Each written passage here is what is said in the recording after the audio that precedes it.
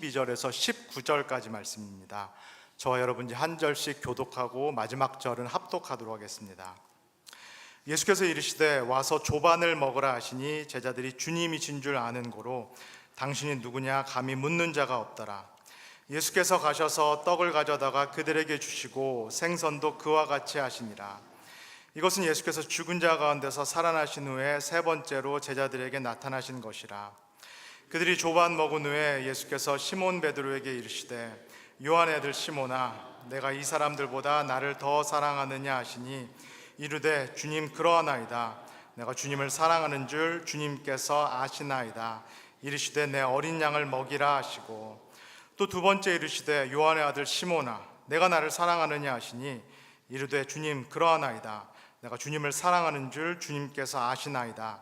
이르시되 내 양을 치라 하시고 세 번째 이르시되 요한의 아들 시몬아 내가 나를 사랑하느냐 하시니 주께서 세 번째 내가 나를 사랑하느냐 하심으로 베드로가 근심하여 이르되 주님 모든 것을 아시오매 내가 주님을 사랑하는 줄을 주님께서 아시나이다.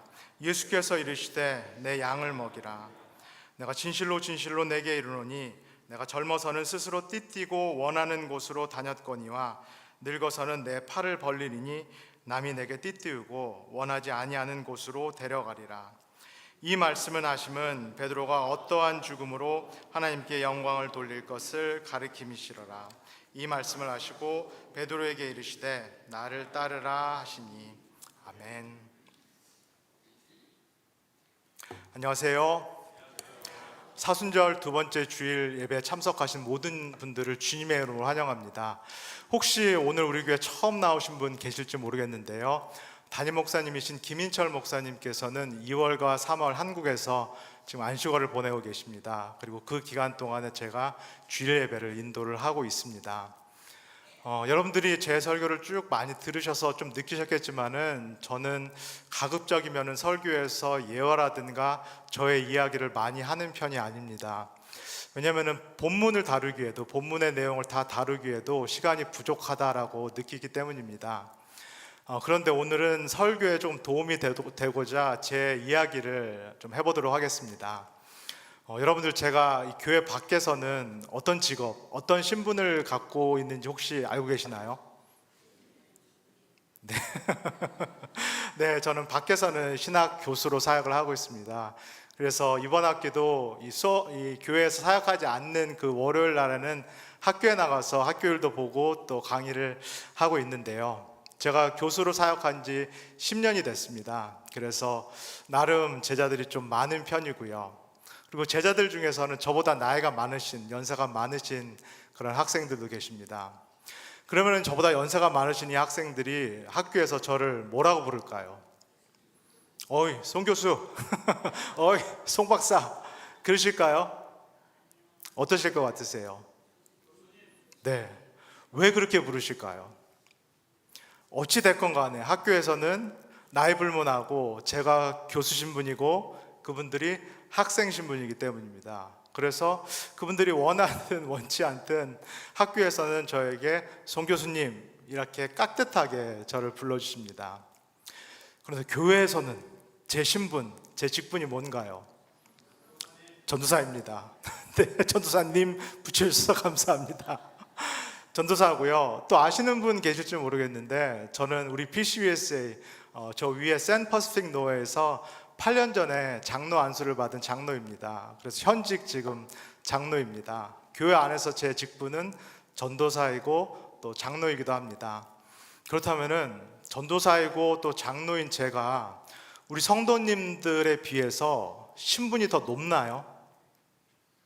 학교에서는 제가 교수기 때문에 어쩔 수 없이 나이가 많으시더라도 학생들보다는 교수 신분이 높다라고 말할 수밖에 없는데요. 교회에서는 어떤가요? 제가 전도사고 장로기 때문에 우리 성도님들보다 존재론적으로 더 우월하고 더 영적이고 더 거룩한가요? 대답이 엇갈리는데요. 절대 그렇지 않습니다. 저하고 우리 성도님들 신분이 다 똑같습니다. 어떤 차이만 있나요? 직분 차이만 있습니다. 역할 차이만 있습니다. 제가 전도사로서 또 장로로서 해야 되는 그 직분과 역할의 차이만 있을 뿐입니다. 근데 만약에 제가 목사 안수를 받게 되면 어떻게 될까요? 정확히 모르겠지만 제가 과정대로 진행되면 올해 안에 목사 안수를 받을 수 있을 것 같은데, 제가 목사 안수를 받게 되면 어떻게 되나요? 그러면 제가 우리 성도님들보다 더 높은 신분, 더 높은 지위로 올라가게 되나요? 어떻게 되나요? 잘 생각하시고 대답을 하셔야 됩니다.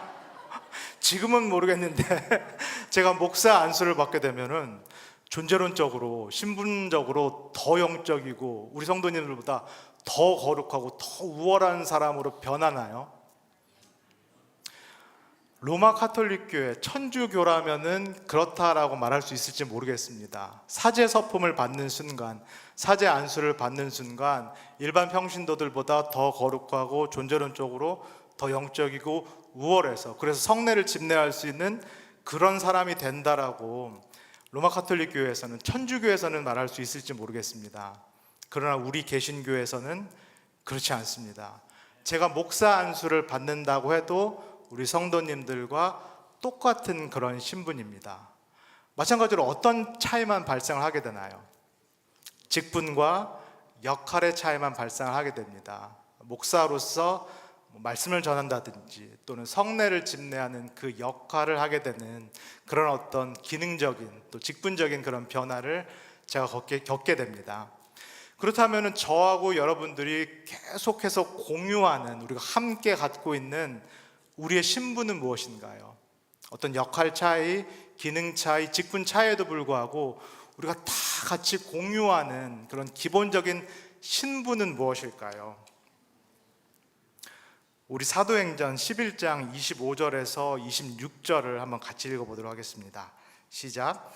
바나바가 사울을 찾으러 다소에 가서 만나매 안디옥에 데리고 와서 둘이 교회에 1년간 모여 있어 큰 무리를 가르쳤고 제자들이 안디옥에서 비로소 그리스도인이라 일컬음을 받게 되었더라. 저와 여러분들이 기본적으로 공유하는 이 신분은 무엇인가요? 직분 차이에도 불구하고 우리는 다 누구인가요? 우리는 그리스도인입니다. 그리스도인, 영어로 크리스찬입니다. 이 그리스도인, 크리스찬은 어떤 의미인가요? 예수님을 믿는 사람이기도 하고 동시에 예수님을 따르는 사람입니다. 그리스도인이라는 것은 작은 그리스도라는 그런 의미로 예수님을 주로 고백하는, 믿는 사람임과 동시에 예수님을 따르는 사람입니다. 그 얘기는요, 그리스도인, 크리스찬은 누구다? 예수님의 제자다라고 할 수 있겠습니다. 저와 여러분들은 그리스도인이요 크리스찬이요 동시에 예수님의 제자다라고 할 수 있겠습니다. 오늘 여러분과 제가 함께 읽은 요한복음 성경 본문은 우리의 조상격인, 우리의 원조격인 제자들이 예수님과 함께 식사를 나누는 그런 장면입니다. 우리 요한복음 21장 12절을 다시 한번 읽겠습니다. 시작. 예수께서 이르시되 와서 조반을 먹으라 하시니 제자들이 주님이신 줄 아는 고로 당신이 누구냐 감히 묻는 자가 없더라. 지금 갈릴리 바닷가에서 예수님과 그리고 제자들이 함께 아침을 먹고 있습니다. 요한복음의 묘사 간략하기 때문에 우리가 좀 자세히 볼 필요가 있는데요, 이 아침 식사 자리의 분위기가 조금 어떻다라고 느껴지시나요? 분위기가 화기애애하고 좋다라고 느껴지시나요? 아니면 반대로 분위기가 왠지 무겁고 딱딱하고 경직된 것처럼 그렇게 느껴지시나요?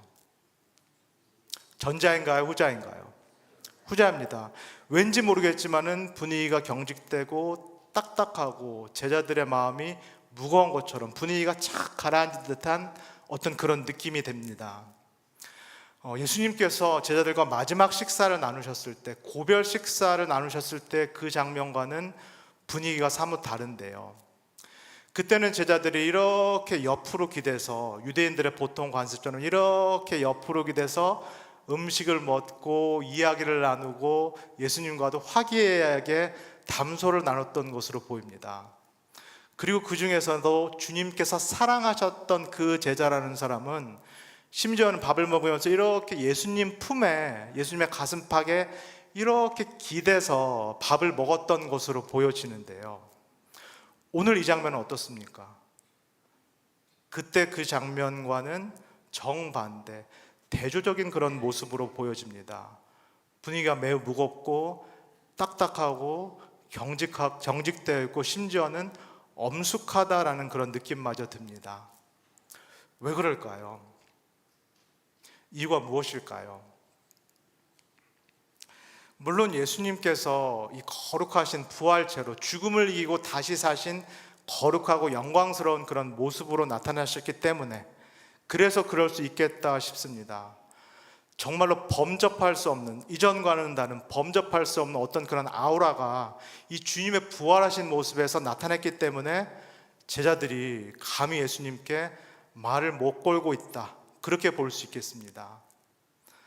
그러나 그것보다도 더 근본적이고 더 깊은 이유는 무엇일까요?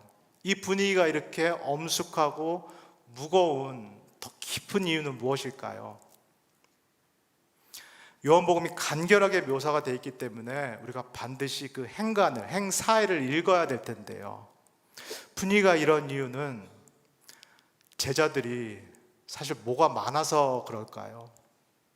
예수님께 뭐 한 게 많기 때문에, 예수님께 지은 죄가 많기 때문에, 도둑이 제발 저린다고 이 제자들이 예수님께 지은 죄가 많기 때문에 이 식사 자리가 이렇게 무거운 것입니다.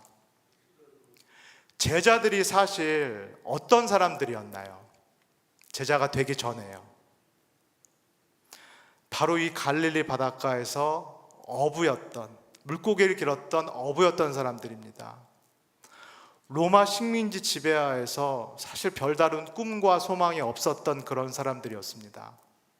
그저 하루 벌어서 하루 먹고 살았던 그 사람들이 이 갈릴리의 어부, 예전 제자들입니다. 그런데 이 사람들을 예수님께서 제자로 부르셨고, 이 사람들과 예수님께서 3년을 동고동락하셨고, 이 사람들을 가르치셨고 입히셨고 먹이셨습니다. 그랬던 예수님인데 그 예수님을 이 제자들이 십자가 앞에서 부인하고 배반하였던 것입니다. 이 죄책감으로 인해서 침울하고 무겁고 또 예수님 앞에서 차마 고개를 들지 못하고 있는 이 제자들에게 예수님께서 먼저 다가가셔서 말씀을 하십니다. 우리 13절을 한번 같이 읽겠습니다. 시작. 예수께서 가셔서 떡을 가져다가 그들에게 주시고 생선도 그와 같이 하시니라. 제자들이 지금 이 불 펴놓은 주위에 일렬로 앉아 있는지 아니면 이렇게 동그랗게 앉아 있는지 그것은 알 수가 없겠습니다. 그러나 예수님께서 제자들에게 한 사람 한 사람 다가가셔서 말씀을 건네시고 또 빵과 생선을 나눠주십니다. 예수님께서 제자들 한 사람 한 사람에게 빵과 생선을 나눠주시면서 무슨 말씀을 하셨을까요? 야, 니네가 그러고도 제자니? 니네가 십자가에서 나 달릴 때 뭐 했어? 니네 다 어디 갔었어? 차라리 나 장사 지내준 아리마대 사람 요셉 그리고 니고데모가 니네들보다 100배는 더 나아. 니네 도대체 뭐 했어? 니네 앞으로 어디 나가서 내 제자라고 말도 하지 마. 예수님께서 그러셨을까요? 저는 예수님께서 이렇게 말씀하셨을 것 같아요. 제자들의 등을 두드리면서 괜찮아, 괜찮아, 어깨 펴, 고개 들어, 괜찮아, 나 너희들 마음 다 이해해, 어쩔 수 없었다는 거 다 이해해, 고개 들어, 괜찮아, 그래도 우리들 사이 변한 거 하나도 없어. 나는 여전히 너희들을 사랑하는 스승이고 너희들은 내 제자야. 괜찮아, 숟가락 들어, 밥 먹어, 너희들 앞으로 해야 할 일 정말 많아. 저는 예수님께서 이렇게 말씀하셨을 것 같습니다. 제자들과의 아침 식사가 마무리된 후 이제 예수님께서 베드로를 콕 집어서 부르십니다. 그리고 베드로와 독대를 하십니다. 사실은 이 장면이 아마 이렇게 설교가 많이 되었고 우리 성도님도 이런 설교를 많이 들으셨을 것 같아요. 예수님께서 베드로를 부르시면서 베드로야, 나는 너를 아가페로 사랑하는데 너는 나를 어떻게 사랑하니? 예수님께서 너도 나를 아가페로 사랑하니? 이렇게 베드로에게 2번 물으십니다. 그런데 베드로가 그때마다 뭐라고 대답을 하셔? 아가페가 아니라 필레오로 사랑을 합니다. 아가페보다는 단계가 낮은, 수준이 낮은 필레오로 사랑을 합니다 라고 베드로가 이렇게 말을 합니다. 그랬더니 예수님께서 3번째 물으실 때 아이 그러니? 그래 네가 나를 필레오로 사랑하니? 이렇게 물으셨더니 베드로가 근심을 해서 네 그렇습니다. 저는 여전히 주님을 아가페로 사랑하지 못하고 그 밑에 단계 필레오로 사랑합니다. 아마 이렇게 해석하고 이렇게 설교됐던 거 들으신 적이 있으실지 모르겠습니다. 그런데 이렇게 해석하는 것이 적절한가는 잘 모르겠습니다. 왜냐하면 요한복음에서 예수님께서 아가페라는 이 헬라어 단어 그리고 필레오라는 헬라어 단어를 구분 없이 섞어서 혼용해서 사용하고 계시기 때문입니다. 그래서 이 자리에서 베드로와의 이 독대 장면에서 아가페의 의미와 필레오의 의미를 이렇게 구분해서 의미를 따지는 것은 큰 의미가 없어 보입니다. 오히려 앞에서 저희가 봤던 제자들과의 식사 장면과 이어서 연속선상에서 이 베드로와의 독대 장면을 보는 것이 매우 중요합니다. 우리 15절을 한번 같이 읽겠습니다. 시작. 그들이 조반 먹은 후에 예수께서 시몬 베드로에게 이르시되 요한의 아들 시몬아 내가 이 사람들보다 나를 더 사랑하느냐 하시니 이르되 주님 그러하나이다. 내가 주님을 사랑하는 줄 주님께서 아시나이다. 이르시되 내 어린 양을 먹이라. 요한복음의 묘사가 매우 간결하기 때문에 우리가 반드시 행간을 넓혀서 이 요한복음의 장면을 읽어야 하겠습니다. 다른 제자들은 어떨지 모르겠습니다. 다른 제자들은 예수님과 함께 밥을 잘 먹었을지 모르겠습니다. 그러나 베드로만큼은 아닙니다. 베드로는 목구멍에 이 밥이 넘어가지를 않습니다. 자신의 눈앞에 있는 예수 그리스도 그리고 자신 앞에 이렇게 피워져 있는 이 불을 바라보면서 얼마 전에 있었던 일이 베드로의 머릿속을 주마등처럼 스쳐 지나갑니다. 예수님께서 대제사장 집 안에서 모진 고문과 고초를 겪고 계실 그때 베드로는 집 밖에서 예수님을 잡아들였던 그 사람들과 함께 불 앞에서 불을 쬐이며 몸을 녹였던 그 장면이 베드로의 머릿속을 주마등처럼 스쳐 지나갑니다. 예수님을 위해서 살겠다라고 말을 했고 예수님을 위해서 죽겠다라고 말을 했고 심지어는 예수님을 대신해서 목숨을 내어놓겠다라고 말했던 자신의 모습이 떠오릅니다.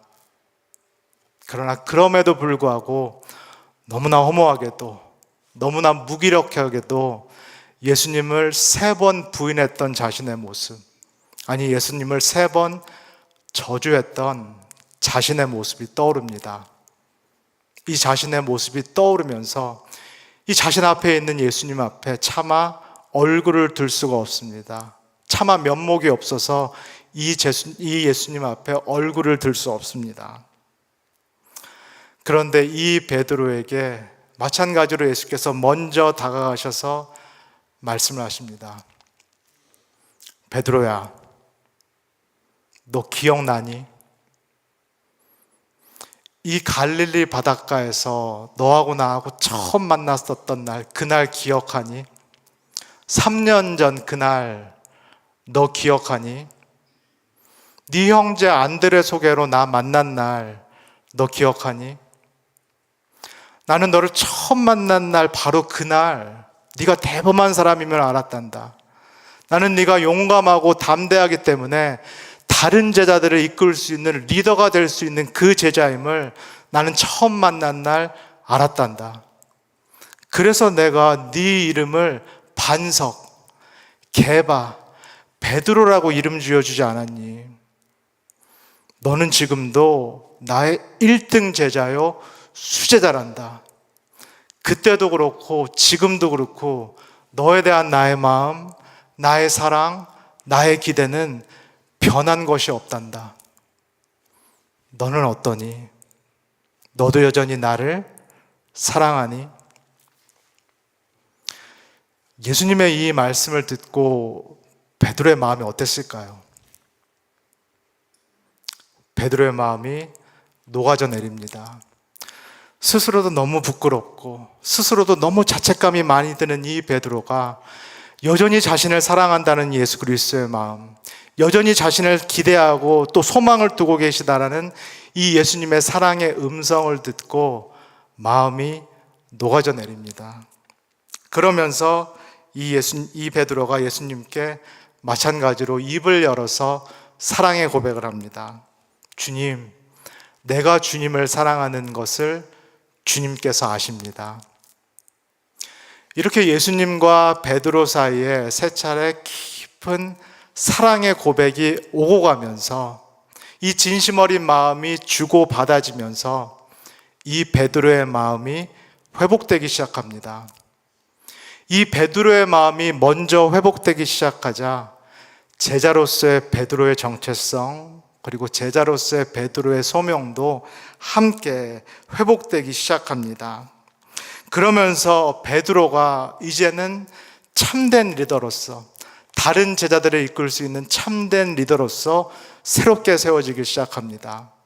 이제는 예수 그리스도처럼 참된 목자로서 제자들뿐만 아니라 많은 양들을 위해서 목숨을 내어놓을 수 있는 그런 사랑의 목자로 이 베드로가 이 자리에서 새로운 소명을 받기 시작합니다. 18절, 19절을 함께 읽겠습니다. 내가 진실로 진실로 내게 이르노니 내가 젊어서는 스스로 띠띠고 원하는 곳으로 다녔거니와 늙어서는 내 팔을 벌리느니 남이 내게 띠띠우고 원하지 아니하는 곳으로 데려가리라. 이 말씀을 하심은 베드로가 어떠한 죽음으로 하나님께 영광을 돌릴 것을 가리키심이로라. 이 말씀을 하시고 베드로에게 이르시되 나를 따르라 하시니, 사실 베드로는 예전에도 예수님을 따라다닐 때도 스스로 띠띠고 원하는 곳만으로 다니지는 않았습니다. 이 베드로는 예수님을 위해서 살겠다라고 헌신을 했고 예수님을 위해서 죽겠다, 예수님을 대신해서 생명을 내놓겠다라고 그렇게 말씀하고 헌신했던 그 제자 베드로입니다. 그러나 뼈저린 실패, 정말 처참할 정도로 뼈저린 실패를 경험하고 나서 이 베드로는 제자라는 삶, 제자의 삶이 자신의 의지와 결심과 능력만으로 되는 것이 아님을 비로소 깨닫게 됩니다. 자기 자신을 부인하고 자기 자신을 희생하는 이 제자로서의 삶, 하나님을 사랑하고 이웃을 사랑하는 이 제자로서의 삶이 맘만 먹는다고 해서 하루아침에 되는 일이 아님을 이 제자 베드로는 실패를 통해서 깨닫게 됩니다. 그리고 바로 이때 자신의 한계, 자신의 무능력을 깨달았을 때 이 제자 베드로는 정말로 참된 제자로 거듭나기 시작합니다. 제자로 사는 것이 자신의 힘과 능력과 결단과 의지에 달린 것이 아님을 비로소 깨달았을 때, 제자가 되는 것도 그렇고 제자로 사는 것도 그렇고 제자의 삶을 유지하는 이 모든 것이 바로 하나님께 달렸음을 알았을 때, 실패를 통하여서 이 모든 것들이 사실은 예수님께 달렸다라는 것을 깨달았을 때 이 베드로는 참된 제자로서 거듭나게 됩니다. 실패한 자신을 여전히 포기하지 않으시고, 그리고 그 실패한 자신을 찾아오셔서 다시 사랑하신다 말씀하시고 회복하셨던 이 예수님을 다시 만남으로 인해서 이 베드로는 진정한 제자로서의 삶으로 다시 한번 자신의 삶을 헌신하게 됩니다. 사랑하는 성도 여러분, 베드로가 제자였듯이 우리도 제자인 줄 믿습니다. 그리스도를 믿는다라는 것은 동시에 그리스도를 따르는 것을 의미합니다. 그렇다면 어떻게 우리가 그리스도께서 걸어가셨던 그 길을 걸어갈 수 있을까요? 그 길이 넓은 길이라면은, 그 길이 형통하는 길이라면은 오히려 쉽겠습니다. 그 길이 올라가는 길이라면, 그리고 그 길이 모든 사람들이 걷기를 원하는 꽃길이라면은 쉽겠습니다. 그러나 예수님께서 걸어가신 그 길이 꽃길이 아니라 가시밭길이라면 어떨까요?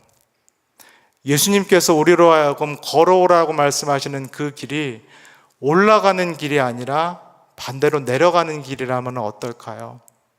이 길이 많은 사람들이 원하는 형통하고 많은 사람들이 걷기 원하는 그 넓은 길이 아니라 오히려 많은 사람들, 아니 모든 사람들이 걷고 싶지 않은 좁은 길이요, 자기 자신을 부인해야만 하는 그런 길이라면 어떨까요?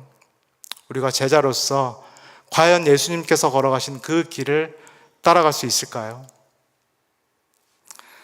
오늘 말씀을 통하여서 우리의 조상격인, 우리의 원조격인 이 첫 번째 제자 베드로는 우리가 그 길을 걸어갈 수 있다라고 우리에게 격려합니다. 왜냐하면 그 길이 혼자서 걷는 길이 아니기 때문입니다. 그 길 위에 누가 계신가요? 그 길 위에 누가 우리와 함께 그 길을 걸어가고 계신가요? 우리의 스승 되신 예수님께서 그 길 위에 계신 줄 믿습니다. 우리의 참된 목자이신 예수님께서 그 길을 우리와 함께 걸어가고 계심을 믿습니다. 우리가 이 어려운 제자의 길을 걸을 수 있는 이유는 이 제자도의 길이 홀로 외로이 걷는 길이 아니기 때문입니다. 오히려 이 제자의 길은 함께하는 삶, 함께하는 길이기 때문입니다. 실패하고 부족하고 넘어져도 여전히 나를 격려하시고 나를 지지하시고 사랑한다라고 말씀하시는 예수 그리스도와 함께 걷는 길이기 때문입니다.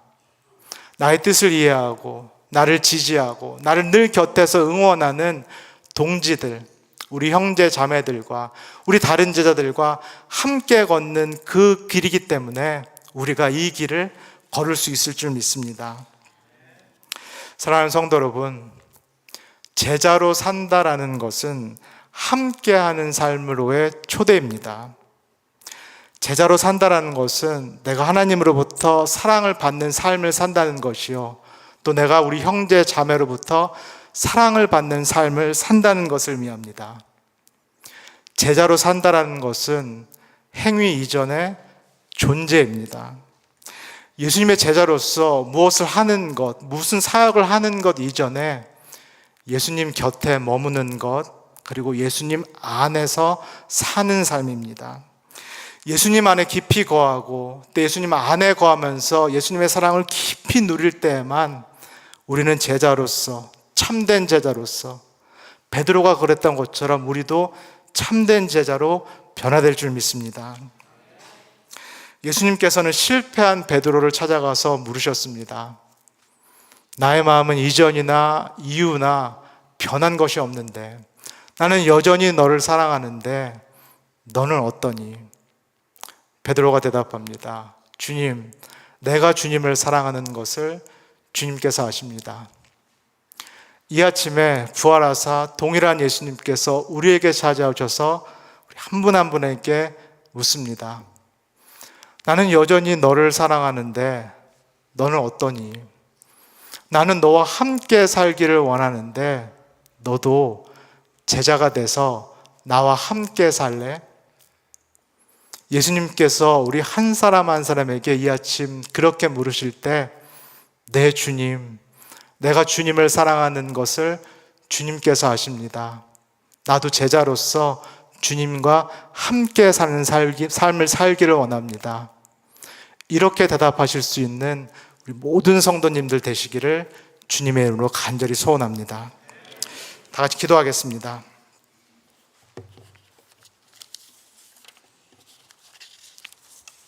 사랑의 주님, 이 아침에 말씀을 통하여서 제자로 산다는 것을 다시 한번 깨닫게 하여 주셔서 감사합니다.